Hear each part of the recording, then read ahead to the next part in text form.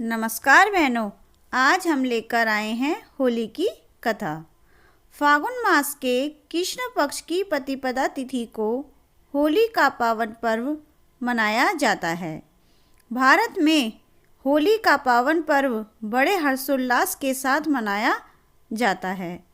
इस दिन मथुरा, वृंदावन और काशी समेत पूरा देश होली के रंग में हो जाता है। यह पावन पर्व भक्त प्रहलाद की भक्ति और भगवान द्वारा उसकी रक्षा के रूप में मनाया जाता है।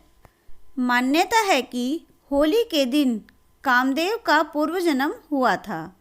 वहीं भगवान श्री कृष्ण ने इस दिन राक्षसी पूतना का वध किया था। पौराणिक ग्रंथों में होली को लेकर अनेकों कथाएं मौजूद हैं, लेकिन इसमें कामदेव, पूतना और भक्त प्रहलाद की कहानी सबसे प्रमुख है। होली की भगवान शिव और माता पार्वती की कथा। धार्मिक ग्रंथों में होली को लेकर भगवान शिव और माता पार्वती की यह कथा काफ़ी प्रचलित है। पौराणिक कथाओं के अनुसार कालांतर में माता सती देवराज हिमालय के घर माता पार्वती ने पुत्री के रूप में जन्म लिया। जन्म के पश्चात देवऋषि नारद ने बेटी का भाग्य बताते हुए कहा कि इसे जो वर मिलेगा वह भगवान शिव के जैसा होगा।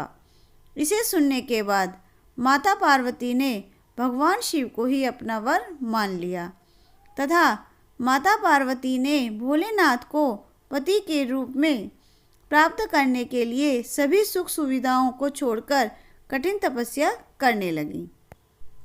वहीं दूसरी ओर भोलेनाथ समाधि में लीन थे। देवी पार्वती का भगवान शिव का विवाह कराने के लिए तपस्या को भंग करना अत्यंत आवश्यक था। ऐसे में देवताओं ने तपस्या भंग करने के लिए कामदेव को मनाया। कामदेव ने प्रेम बाण चलाया और भोलेनाथ की तपस्या भंग हो गई, जिससे भगवान शिव अत्यंत क्रोधित हुए और उन्होंने अपना तीसरा नेत्र खोल दिया, जिससे कामदेव वहीं भस्म हो गए और तीनों लोक में अंधेरा छा गया। कामदेव की पत्नी विलाप करते हुए भोलेनाथ के पास पहुंची और उसने भगवान शिव को इसका कारण बताया। क्षमा याचना के बाद भोलेनाथ ने कामदेव को द्वापर युग में श्री कृष्ण के पुत्र के रूप में जन्म लेने का आशीर्वाद दिया। कहा जाता है कि होली के दिन कामदेव का भगवान श्री कृष्ण के पुत्र के रूप में जन्म हुआ। होली की श्री कृष्ण और राक्षसी पूतना कथा। होली की दूसरी कथा भगवान श्री कृष्ण और राक्षसी पूतना से संबंधित है। पौराणिक कथाओं के अनुसार कंस ने भगवान श्री कृष्ण के जन्म के पश्चात उनका वध करने के लिए राक्षसी पूतना को भेजा था। कहा जाता है कि पूतना में 10 हाथियों का बल था। वह अत्यंत शक्तिशाली और मायावी थी।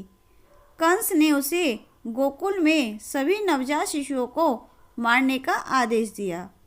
वह अपने स्तनों पर विष का लेप लगाकर सुंदर स्त्री का रूप धारण कर नंद बाबा के घर पहुंची। भगवान कृष्ण ने पूतना को देखते ही पहचान लिया। पूतना हंसते हुए माँ यशोदा की गोद से कृष्ण जी को लेकर गायब हो गई और गांव से बाहर आकर भगवान को स्तनपान कराने लगी। गोद में ही भगवान कृष्ण ने पूतना का वध कर दिया। पूतना का वध करने के पश्चात बाल रूपी कृष्ण घास पर लेटकर खेलने लगे। कहते हैं कि मृत्यु के पश्चात पूतना का शरीर लुप्त हो गया, इसलिए ग्वालों ने उसका पुतला बनाकर जला डाला।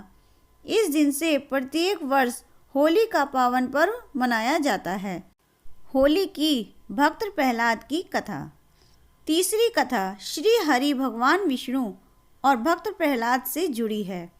राक्षस राज हिरण्याकश्यप ने ब्रह्मा जी को प्रसन्न कर वरदान प्राप्त कर लिया था कि संसार का कोई भी जीव या देवी देवता उसका वध ना कर सके। इसके बाद वह खुद को भगवान मानने लगा था।